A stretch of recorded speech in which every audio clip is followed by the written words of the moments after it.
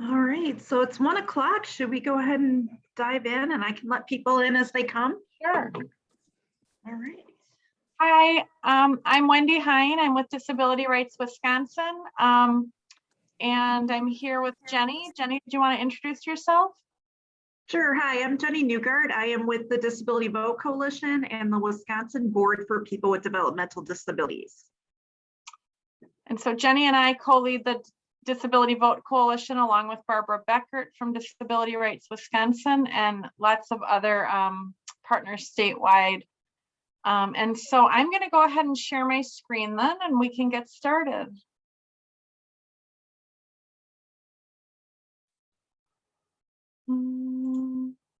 Just take that one more click here. There we go. All right, so today we're going to talk about voting in Wisconsin and how you can empower your students to become voters. Our coalition exists to educate voters and help them understand their rights at the polling place, how to access voting, and also to educate representatives and stakeholders statewide about voting rights and how to access voting. So our goal today is to help you know what's available for you to help students engage in the voting process, how to help them as they become 18 and voter eligible, and then also to make you aware of any resources that are available. So everything that I talk about is going to be specific to voting in Wisconsin. Voting is really different in different states. What I'm talking about today only applies to voting in Wisconsin. All right. So when we talk to people about voting, we a lot of times hear, and you probably hear this with your students as well, why does it matter that people from the disability community vote? And this really applies to any community. Why does it matter that you vote? It matters because elected officials make decisions that are important to you. Specifically, the disability community, a lot of the people that we work with in the disability community are people who utilize services that are government, that the government makes a lot of decisions about. They might use transportation. Many of them are using transition services. If they're in public school, they're all using schools. Many of them have different Medicaid waivers. And all of those things are things that elected officials make decisions about. And so it's really important that the elected officials that are elected care about the things that are important to people with disabilities.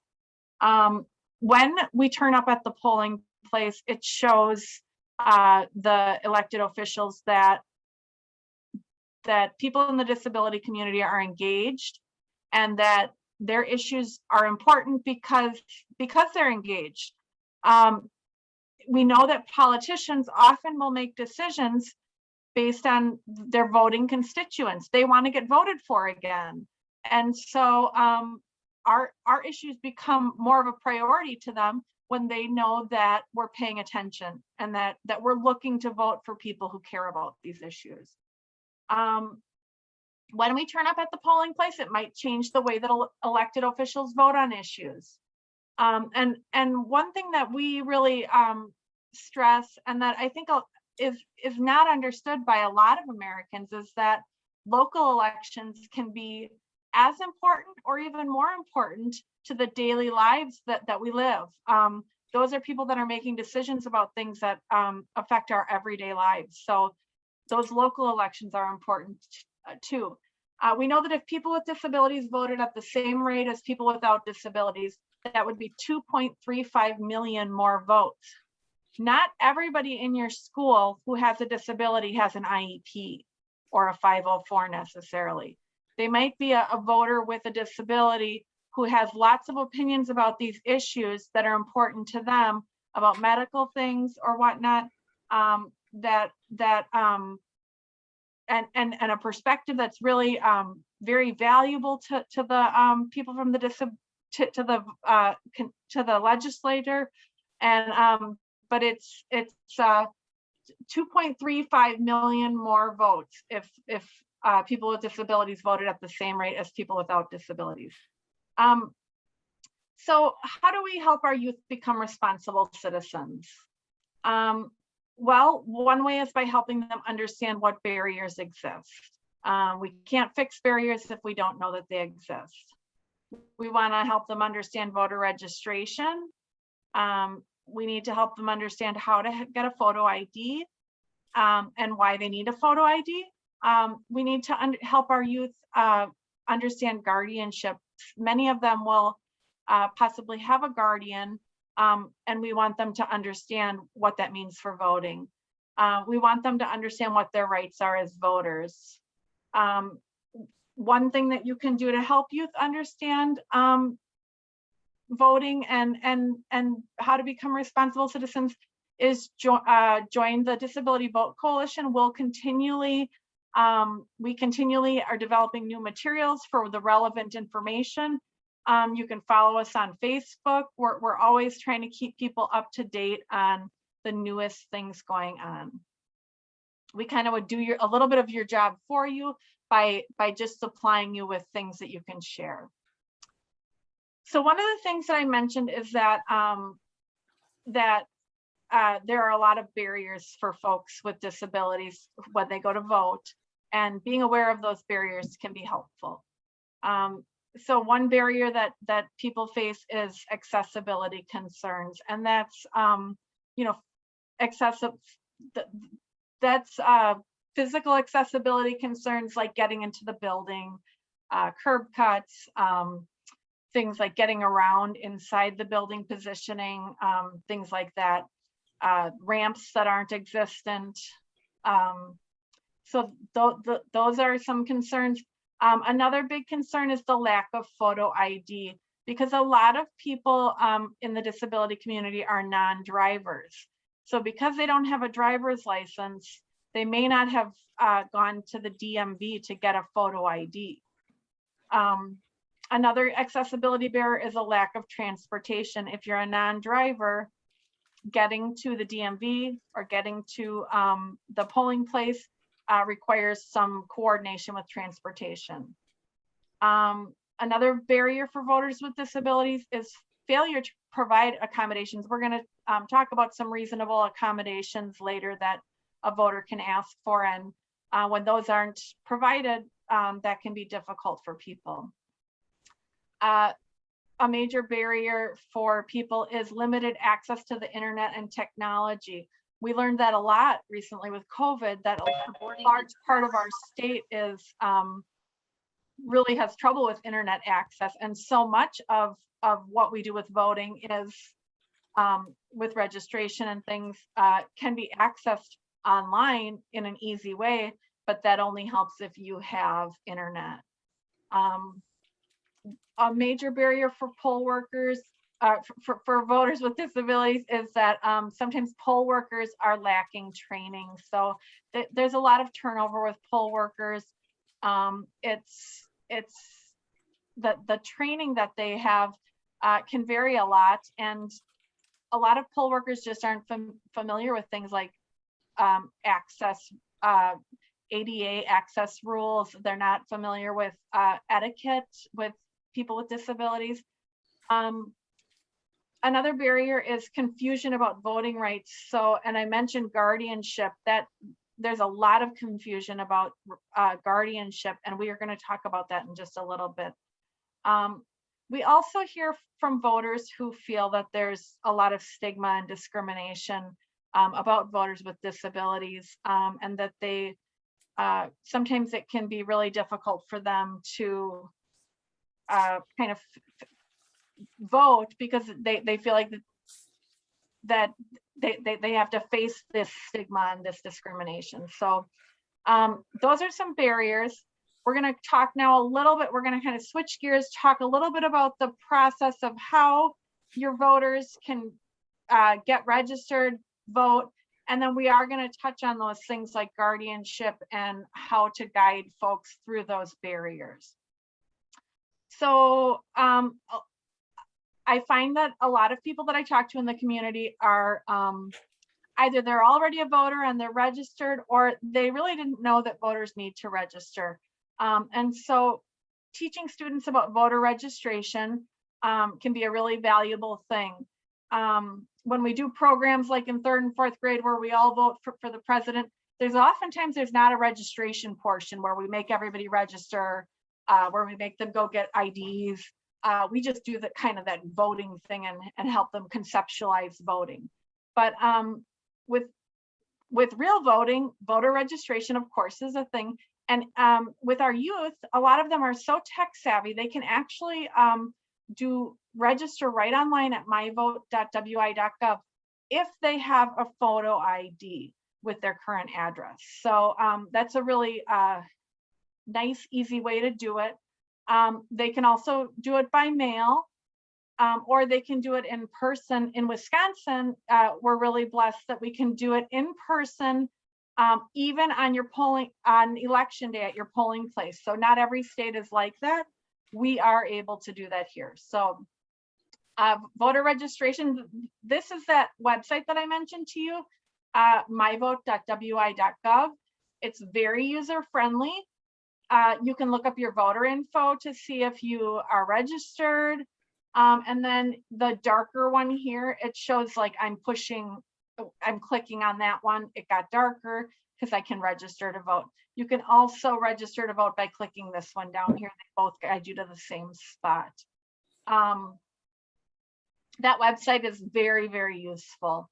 And it's something that you can do. I've done it with groups that I'm teaching. I teach some transition age youth classes on registering to vote. And oftentimes, if they bring their IDs along, we go ahead and register right there, and I can print them like a copy of the confirmation that they're registered, and I can print them their polling place right off that website. So that's a really, and then we always take a picture with their little paper, and people really like that, and kind of a cool thing to do with a class of transition aged youth. So we mentioned that Wisconsin has photo ID requirements for voting. You do have to show an acceptable photo ID when you vote, unless you are a person who is an indefinitely confined voter. In Wisconsin, it's called an indefinitely confined voter. Some states call it like a permanent absentee voter. And in that case, you don't need a photo ID, but everyone else does. An acceptable photo ID for voting does not have to include a current address. So remember I said it did need the current address if you want to do it online. But when you go to the polling place, the only thing that photo ID needs to show is that you are who you say you are. So if you would go to the polling place and want to vote, if you're already registered, you could just use that ID with that address.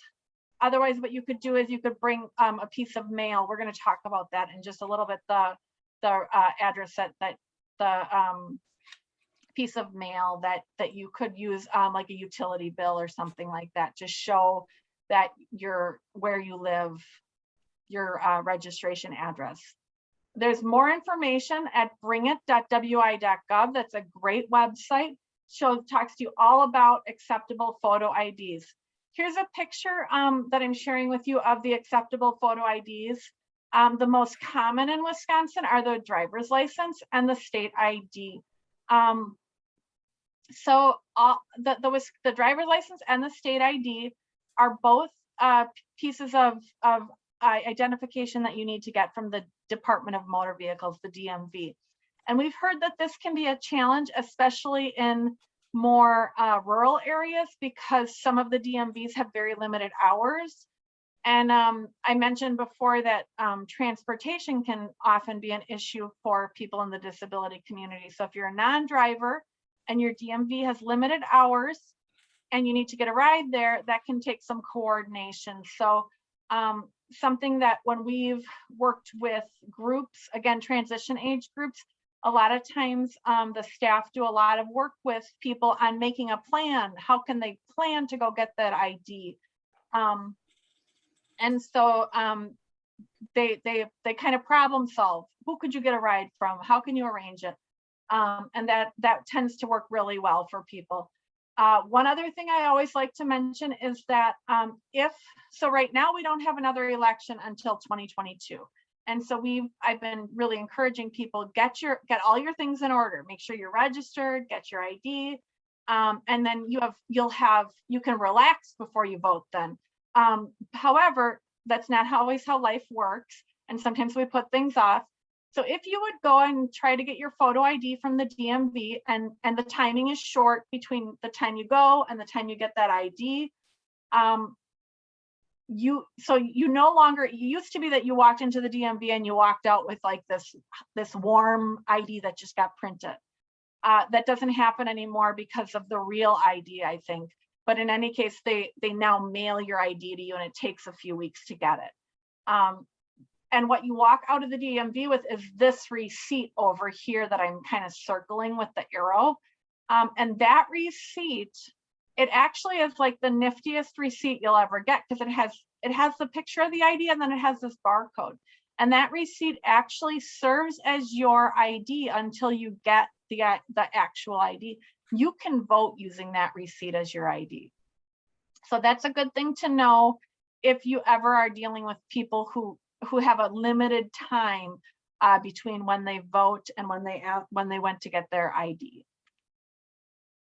So this is that tricky gray area that I mentioned to you that a lot of our young people are dealing with. Can I still vote if I have a guardian? And I know that a lot of school staff play kind of this, and have parents who might ask them questions about guardianships. And so something to know is that when people go in for guardianship in Wisconsin, a person under guardianship retains the right to vote unless the court expressly removes it. So sort of the default status is that they keep the right to vote.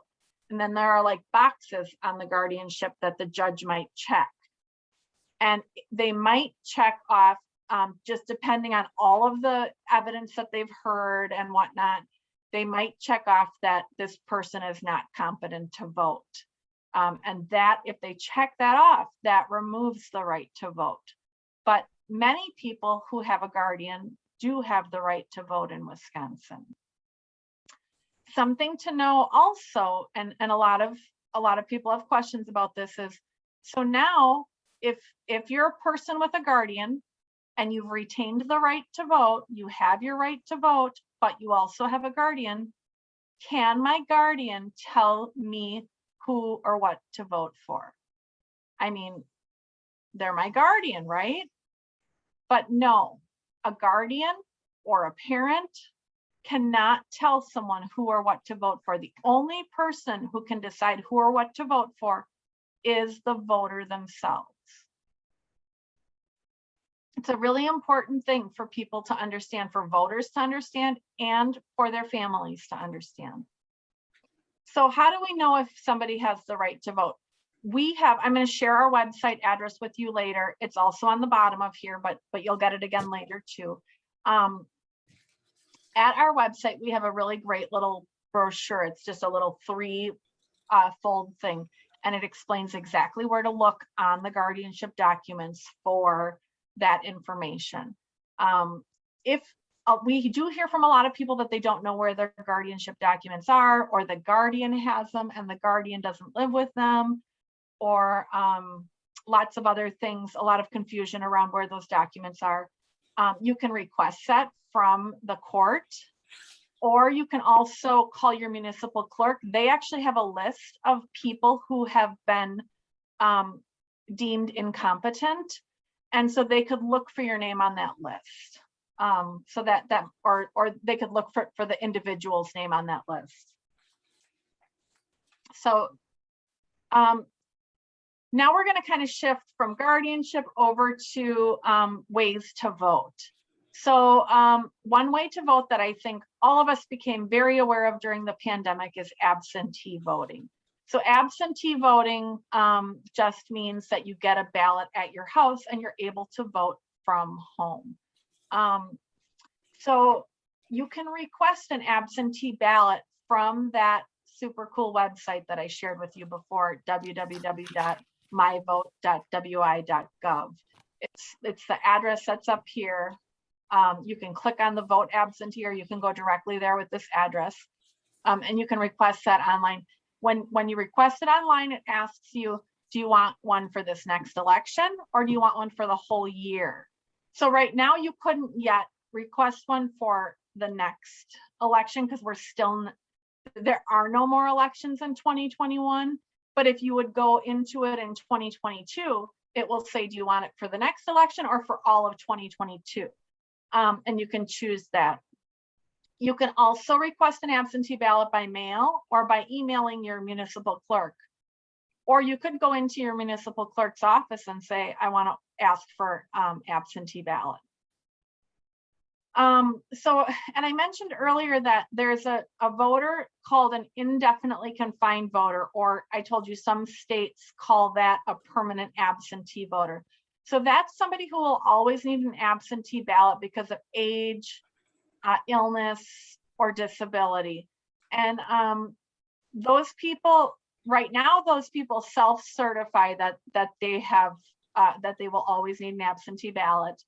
And you can request that online at that website, or you can do it with your municipal clerk. So that would be voters who, you don't have to be confined to your house or something, but you're a voter who, because of your disability, will always need to vote absentee. This is that website again. So useful.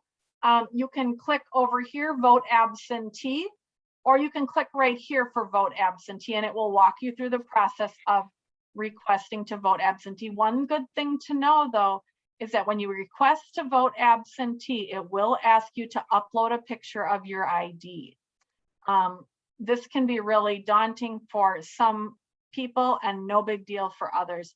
I was really stressed about it the first time I did it, which I use the computer all the time, so I don't know why. And then as soon as I did it, it was so easy. I was surprised I was stressed about it. So it's very, very easy to do, but it will ask you that. So then there's something. So that was absentee voting, was voting at your house, voting from home, and there's also something called early voting or in-person absentee voting. And that's where voters can go early to their local municipal clerk's office and go and vote there. There are also, like in bigger cities, they sometimes have early voting sites where you can go. And you can also register to vote when you do this. Every municipality sets their own dates and hours. So a recommendation that I have for you is to either call your municipal clerk, look on their website. Municipalities have gotten better about really having this information visible on their websites. So that would be a good place to look. So when you vote early in person, it's considered in-person absentee voting because your ballot is handled the same way that it would be if you voted and sent an absentee ballot. And this can be a really great option for people who do need some transportation assistance, because you can plan ahead and it's not all confined to that one election day, but it gives you some flexibility. I know there are a lot of people who like this. They also, I've heard from people that they like it, that they can count on that they don't have to stand in line, which I think is a big deal sometimes for people with disabilities. So one other way to vote is called curbside voting. Oh, Wendy? Yes. It's my turn. Oh, sorry. Okay. So we're gonna switch over to some disability related things that you might not be familiar with. And curbside voting is actually one of those things that we have discovered very few people are familiar with. Oh, just a second. So curbside voting, oh, is a legal option for somebody with a disability to use if they can't get into the polling place. So say it's physically not accessible, they're supposed to be, but you know, it's not a perfect world. So some locations are difficult for people with disabilities to enter. So this is for somebody who does have a disability. We do have information from the Wisconsin Election Commission that they do consider in this time of pandemic that if you're immunocompromised, they feel that you are eligible to vote curbside as well. So just to stay on polling place and keep yourself safer, you basically are pulling up to the polling place, and two poll workers come out to your car, bring the ballot, check your ID, sign you in, they watch you vote, and then they take your ballot back and tabulate it for you. So it's basically voting from your car. We really recommend that if people want to use this, that they call before Election Day and find out how that municipality handles it, because we've learned too that they're all very different in how they do it. Some say, you know, just pull up and honk. We're small, we'll come out. Some have a doorbell that you have to ring. I think the ideal situation is if they have a phone number, since most people have a cell phone now, and then you don't have to get out of your car to ring the doorbell or something like that. But it is a mix of ways to do it. And, you know, like I said, some polling locations are all over that and they have it down pat, and some aren't very good about offering this option. So you're better off to call ahead of time to make sure it's a smooth process. So that's one we really want to make sure teachers are aware of, so you can share that with your students. Next slide, Wendy. So we have a couple slides of rights that voters need to know about. And again, you know, not knocking poll workers at all, but they have limited training when it comes to accessibility issues and what are rights and things like that. So we always, any training that Wendy and I do, cover rights, because the voter needs to be as aware of what these rights are as anyone, so that they can advocate for themselves at the polling place. So everybody has the right to vote privately and independently. Everybody has a right to access the polling place. So according to the ADA, everybody should be able to get in your polling place and be able to move around. So not just physically in the building, but once you're in the building, paths should be clear so you can get where you need to go and that kind of thing. A lot of polling places sometimes are held like in old churches, or, you know, just different areas that make some of that accessibility hard, which is where the curbside voting came in. Everybody has a right to use an accessible voting machine at the polling place. And we do have another slide about that in case you're not familiar with the accessible voting machine. So I'll go into more detail about that. And I mean, anybody can use that, and not just a person with a disability. You have a right to ask for accommodations, and some of the most common ones we've seen are a chair to sit in instead of standing in line. A lot of people just can't stand in line for, you know, hours, or maybe even 10-15 minutes is too much. So you can ask for a chair. A signature guide, if you have a hard time visually or keeping your hands steady to sign. It's just a little like template, like a piece of cardboard or metal that's just big enough to put your signature in there. A magnifying glass to help read things better, or assistance stating your name and address. So if you can't physically say your name and address, or have a difficulty with people understanding you, somebody can say that for you. It could be the poll worker, it could be somebody with you. And you have a right to assistance marking your ballot. We've had people call our hotline asking about this frequently. We do have a number of people could call if they have any questions, where people have been turned away at the polls because they were told that you can't have help marking your ballot. You absolutely can have someone go with you to help you physically mark your ballot. And that should be somebody that that person can pick, that they feel comfortable with.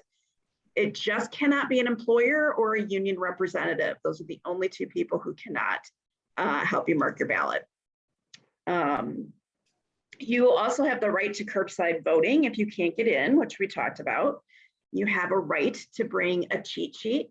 So one of my favorite parts of the My Vote website is you can preview your ballot. So when it gets close enough to the election time, you can go on there, type in your address, and you can see exactly what's going to be on your ballot.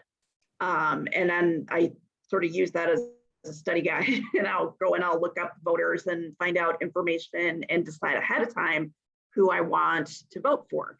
And if there's a lot of people, I will write it on a piece of paper so I can get in and out of the polling place, especially with COVID now. I don't want to spend any extra time in the polling place than I have to. But people have gotten mixed messages about this too, if you can do that or not. You can definitely bring a cheat sheet.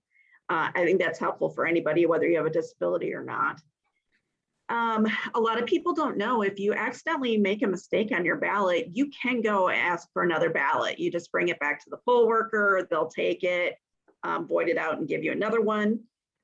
You do have a right to file a complaint if you feel like your rights have been violated. So the Wisconsin Election Commission has a place right on their website where you can do that. And we really are trying to encourage people with disabilities to do that, because the WEC is very committed to making sure people with disabilities have full access. So if they don't know that there's problems going on, and you think about how many polling places there are in the state, there's going to be issues. That's just how it is.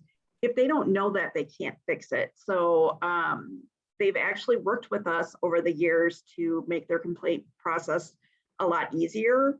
It used to be pretty onerous if you wanted to make a complaint, including having it notarized. You don't have to go through as much hassle anymore. So we strongly encourage people to do that. And if you have the opportunity to teach your students about these rights, that's a big one we think you should emphasize. And again, no one should tell you how to vote. That's so important, that it is up to the person on how they should vote or want to vote. So here's the accessible voting machine. You can kind of see a picture there of what one looks like if you're not familiar with it. There's different kinds, but there's usually 2 or 3 different kinds that that polling places choose from. So that's going to be, a pretty standard looking machine. You can see that there's headphones that go with it, so it can read it to you and nobody can hear what you're choosing. It should be set up in such a way that people can't see how you're voting. So unfortunately, this one you can kind of see as it's faced against a wall. So if somebody walked behind you, they could see it. They really should have that turned so that nobody can see what you're working on there. Again, every polling place is required to have at least one of these machines. And this is for somebody, especially with like a visual impairment or low vision, or somebody with a physical disability that might have a hard time physically marking the ballot. This provides a way for them to be able to do this privately and independently. So you can do it all through that machine, and then it prints out a ballot that you put into the tabulator. So the other thing that we hear a lot of complaints about on election days is that they might have the machine, but they don't have it set up and ready to go. So it's supposed to be functioning. They should have tested it before they got there, make sure it's got, ink and it's, everything is operational. There should be people who are trained on how to use it. We do get complaints about that sometimes. If someone's not sure how to use it, it can be hard to find someone who can. And we strongly encourage, best practice would be that they offer that machine to anyone. So if there's a line in every booth, there's no reason that someone without a disability can't use this machine. And to have all the poll workers vote on that when it's their turn to vote. Part of that is, some locations in the state are awfully small. So if there's only like 1 or 2 people using that machine to vote on, your ballot isn't all that private. So we would encourage other people to use that voting machine. I know there's a place right up the street where I am, that when people were coming in to vote, they were asking everybody, would you like to try the accessible voting machine? That's best practice. So we encourage you, next time you go, if you see that machine, go ahead and test it out yourself. Get a feel for what it's like, and then you can go back to your students and tell them what that experience was like.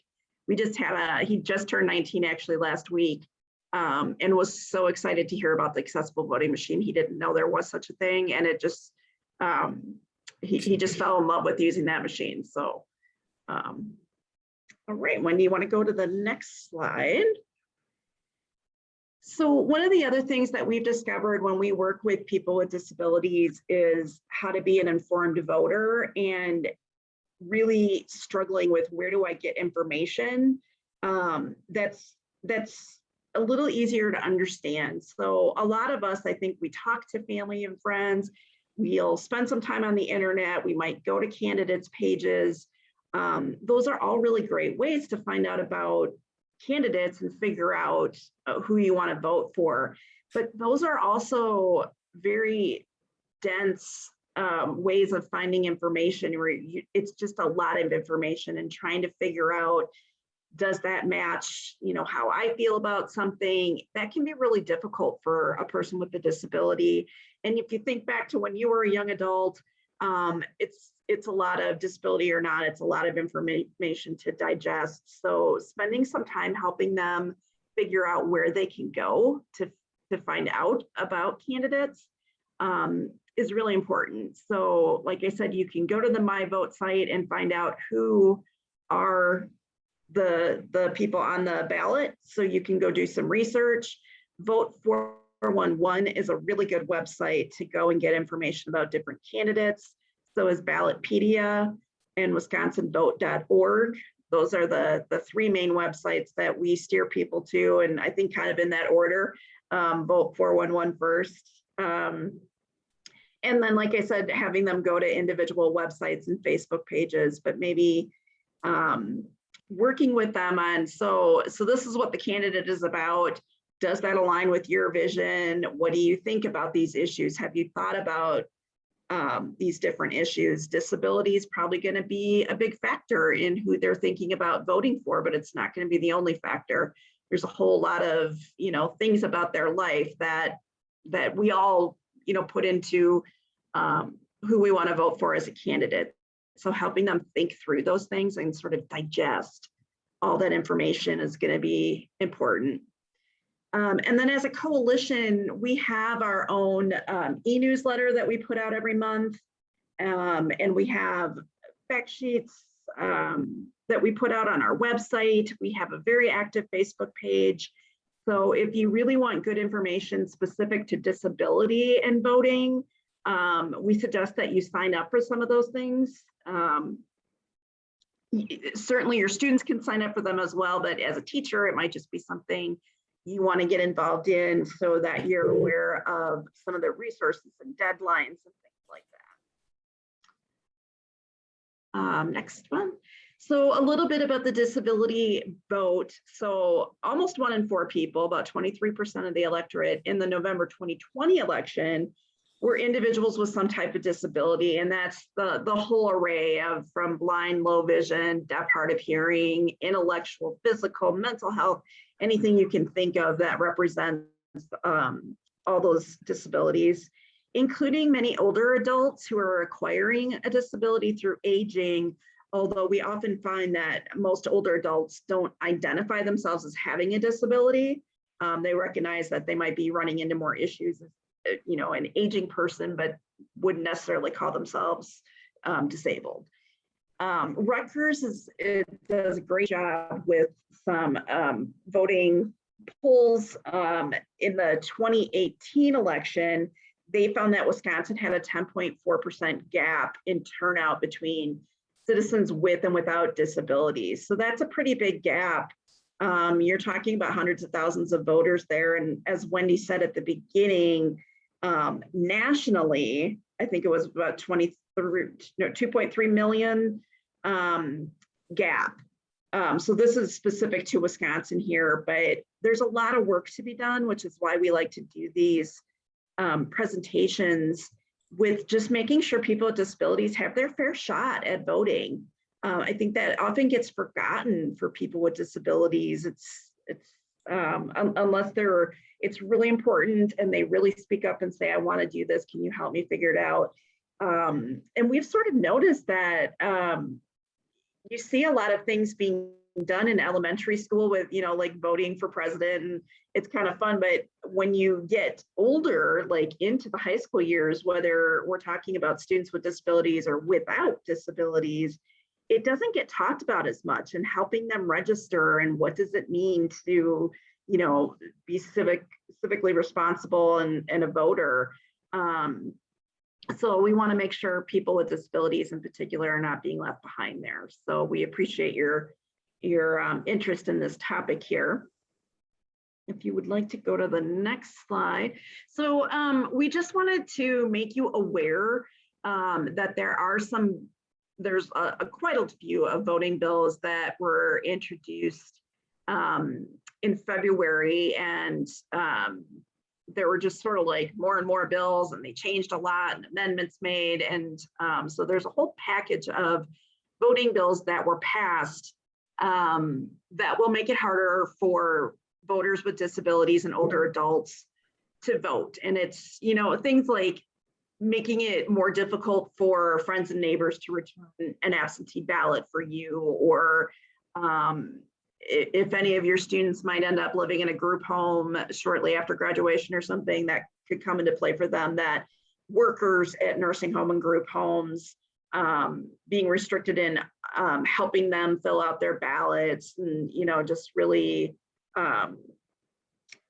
punitive measures if people didn't follow the rules. So people are going to be more afraid to help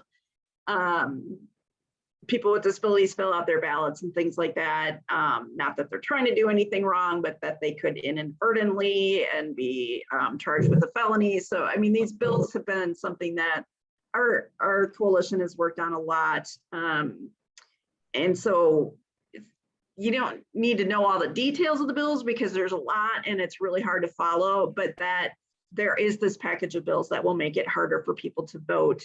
They haven't been sent to the governor to be signed yet. We're not sure when that might happen, but it sounds like he probably would veto those bills at this time.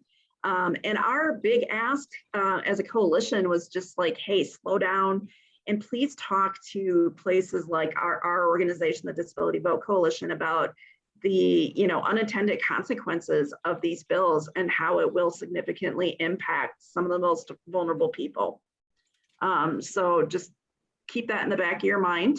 If you do follow us on Facebook or sign up for our e-newsletter and things like that, you'll definitely be in the loop. And then I think we're to our resources. So again, that awesome My Vote website. This is sort of just a summary of the things that we've shared with you, the Bring It website for photo IDs. And then there is easy links to our website with all of our fact sheets, our Facebook page, and our email if you want to sign up for any of our things, like the e-newsletter. And then we do have a voter hotline that I had mentioned that people can call. So that is for anybody who with a disability or who works with someone with a disability that's like stuck in anything to do with voting. You can call that hotline number and probably most likely you'll get a call back from Wendy, but somebody from the coalition that will work with you on one-on-one to help you sort out your problems. So it's not just on election days. You can call that number anytime to get assistance, to get information, to request some of our materials if you want them mailed to you, and that kind of thing. So that's the formal presentation, and we have plenty of time that we did actually want to talk to you about from your perspective as teachers, what kinds of things we could help you with. We've been really wanting to focus as a coalition on the youth vote. Like, how do we get younger people registered sooner, because there is data that the younger you get people registered, the more likely they are to become regular voters. So if we can get, like 18, that kids in the 18 to 21-year-old programs registered, we'll be doing good, but how do we sort of break that barrier? And what would you find helpful as teachers? So I'm wondering, do people have feedback on, first of all, do you cover this already? Does anybody have an opportunity to cover voting in your classrooms? And just to interject for a second, like, since this is a fully virtual breakout, I encourage people to like turn their cameras on and be, in the room as much as you can for the discussion portion. We don't have to have the same protocols as we do in the auditorium sessions where you might be all of a sudden projected on the big screen. Oh, right. Thank you.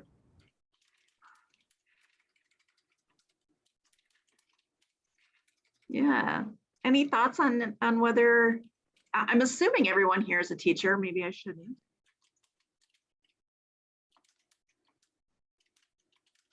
I think you can unmute yourselves, right? Yeah.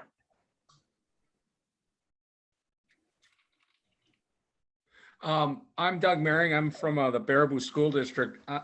This is not a policy that our school district has, but I don't know if we have anybody from the Eau Claire School District. I think they have a policy which does really encourage getting young people registered and able to vote. So if there is somebody from that district, I mean, that's, I think, something where we could benefit from not only the policy, but other things that they do to help young people start to acquire the rights to vote. Oh, wonderful. Do you know, Doug, if does it apply to students with disabilities as well as students without? I think it applies to all students. Okay, because sometimes I've seen. So I don't think there's anything where it's necessarily segregating one group out from another. And I think certainly that's something that could be an outgrowth from it. Not only you have the right to vote and here are the ways to vote, but here are other ways that we're going to encourage people from underrepresented groups such as those of disabilities that could be supported. I could see that could be an outgrowth of the efforts that they've done in Eau Claire. Great, I appreciate that. Any other comments on that? Does anybody have experience teaching this currently? No, I'm an administrator, not a teacher, but I just shot my special education teacher an email to see if this was part of the transition process, and whether my question was, are there any recommended curricular materials for teaching these lessons? Yeah, so we are working on a toolkit geared for transition age youth. And part of the barriers that we're facing are, so how do we get that into the hands of teachers? Mm-hmm. And then, we know teachers are swamped, we know. So, right. How do you get teachers to, sort of embrace that and work it in somewhere? So I think we're just trying to feel our way through, how to get that into the hands of teachers. And I think some of what we've heard has been a little bit of hesitation on people's parts, not to kind of the feeling that in the current political atmosphere, they're a little bit afraid to go there with the civics portion of it, because it might jump over to some of the harder areas to navigate, especially with high school students who some of them have strong opinions by this age of right. things. So. Mm-hmm. And everything that we do, that we produce, it's all nonpartisan. We're state agencies too, so we don't talk specifically about candidates. It's more like, how do you register? How do you request a ballot? Why is it important to vote?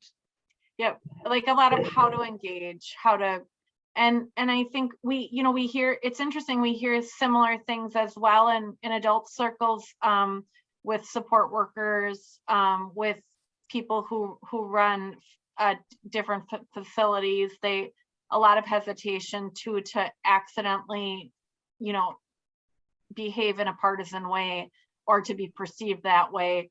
But I think that the reality is that you know, a lot of people, especially young adults, really need support in becoming engaged voters, and that's not a partisan thing. And so we actually have a lot of our materials are just great guides for staff. They're all printable, that you can just get from our website and print. We also I've had teachers ask me for, we actually have a spot on our website where you can sign up for a toolkit. And I send out the materials pre-printed if people would like that. But it is, they're nice for guiding folks through talking a group through the mechanical things and the rights without treading into areas that might get uncomfortable. Okay. And it is set up as more of a toolkit where it's, you know, it's like fact sheets on this and links to videos versus a curriculum that's, you know, laid out like a lesson plan. So I don't know, from a teacher perspective, if we should be trying to make it more of a curriculum or if that toolkit is sufficient.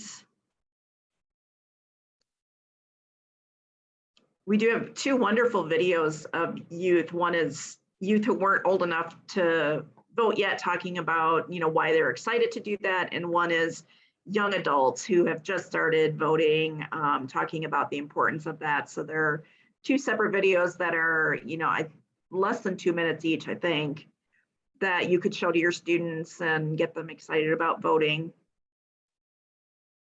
We're working on a new voter checklist that's supposed to kind of make it real easy, like boom, boom, boom, this is what I have to do to register.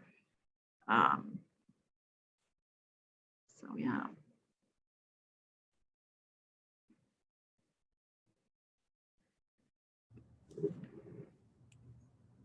Apologies if this is an uninformed comment or question, because I've been walking around a little bit during this session, but you know, when I hear you talk about accessibility of voting for people with disabilities, I think about a personal example for me is actually my grandmother, who is just very old and can't write. And so she has the right to get help filling out her ballot, you know, from my mom, her daughter, younger family members. And I'm wondering if there's any like talk about the parallels. I mean, I know voter turnout and voter registration, voter engagement tends to be like inversely related with age, you know, so people that are elderly often need assistance as well and are, as a population, probably more likely to vote, even if they need that assistance, than young people. Is there any way to sort of replicate the system that we use for people who are elderly for young people with disabilities? Or, you know, is that just a product of the fact that she voted her whole life before she needed this assistance and it's a pattern that she's used to following now? I'm wondering if there's a relationship there. Yeah, I mean, I think, you know, any of those things apply to anybody. You know, if you need assistance filling out your ballot, no matter what age you are, you have the right to that assistance. I think part of the problem that we see is just making sure people know that they have that right. Because like I said, we've had people get turned away from the polls that are like, no, you can't have someone help you, because they didn't know their rights and the poll worker wasn't trained correctly. And I think, yeah, I don't know what it is with older people that, you know, they just, that right to vote is just so precious to them and they will do anything to vote. And, you know, how do we instill that in younger people that, you know, it's so important I think there's just a disconnect that they see, like, how does this really impact my life? And, you know, Wendy said at the beginning of the presentation, you know, we're trying to do a little more with like helping people think about, you know, those local elections actually impact you a lot more. Everybody thinks the presidential election is the most important, but it's really those local elections that decide everything from, you know, school board to, you know, roads get fixed when, you know, those are the kinds of things that will impact you day to day, wherever you live. And having a say in that is really important. So I don't know if that's really answering your question, other than, you know, those sort of accommodations do apply to anyone. I think it does answer the question. It also just kind of reiterates the problem that I was thinking about, you know, you know, I think you're right that it's kind of a matter of knowing in some cases what accommodations you're entitled to. I mean, I don't remember knowing that until I was specifically taught that people are entitled to certain accommodations. I learned today that people can or have a right to get a chair from you and instead of standing in line. And so maybe that is sort of the key to the gap in age here, where if you've been voting your whole life and it's a part of, you know, multi-decades that you've already gone through, you might be more attuned to what rights you have as a voter than if you've never done it before and you've never seen what full access to the ballot looks like. Well, just, you know, a matter of age, I think you tend to feel more comfortable asking for what you need. And when you're 18 to 21, you know, you're still learning self-advocacy, you know, speaking up for yourself. And that's part of it. Knowing your rights is one thing, but then you also have to have the confidence to speak up and say, I do need someone to help me fill this out, or that's hard when you're that age. I'm listening to you. I was thinking about, you know, engaging youth is really making them real, like what Jenny mentioned and what you mentioned about you know, helping them see how it's relevant to. I think we've seen more youth engaged in this 2020 election than we have in a long time. And I think it's because for the first time in a while, youth had the feeling that all of this stuff matters in my life in big ways. And I think you know, a lot of older adults maybe grew up in times when it was pretty obvious to them that the government decisions mattered.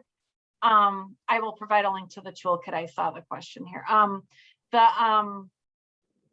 think so. I think one way that we've tried to do it is to get youth in our videos, to have youth be the ones talking about it. We're doing a webinar this fall, and we're again trying to, our hope is to engage some youth in helping us with that webinar. It'll be a registration webinar during September for National Voter Registration Day. And just because we've been told by youth that I listen a little bit more when somebody my age is talking, or somebody a little bit older than me, rather than, you know, I have a 16-year-old daughter and I can talk myself blue in the face. And then when one of the, you know, 20-year-olds who's a counselor at her camp, or a college student that we know talks, suddenly I was saying the same thing for a month and now it makes sense. Surprise. So, you know, but if you guys have other, we feel like that this is an area where our coalition has really wanted to focus our energies for a long time. And we can't see, we kind of feel like we're spinning our wheels sometimes. The League of Women Voters has a really strong partnership with Milwaukee Public Schools, and they have a program where they're in every Milwaukee Public School, every Milwaukee Public High School at certain times during the school year, registering voters, you know, youth that are coming up to that age. And that's awesome, but that's just Milwaukee. And we have a big state here with lots of districts.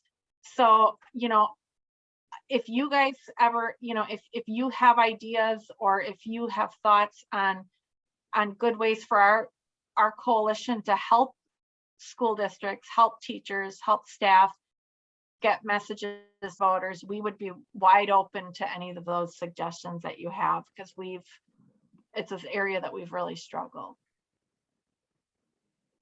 And I when I go to transition fairs, I can't tell you how many times I've had people come up to my table and say, I didn't know people with disabilities could vote. Or you mean to tell me my son, if we're going to have to do guardianship, he can't vote. And then it's kind of an aha moment for families. So and many times that their families who the son or daughter is standing right there and can actually is able to engage with me and talking about an election. So it's not that it's so whether or not the student is going to have a guardian, the person can clearly discuss an election and how this works. So would be definitely somebody who would retain voting rights, I would think. So yeah, just really an area that we would love your input. We can also do presentations to classrooms too. If you're just not comfortable trying to cover it, you can contact the Disability Vote Coalition and have one of us like do a session for the classroom and as well. So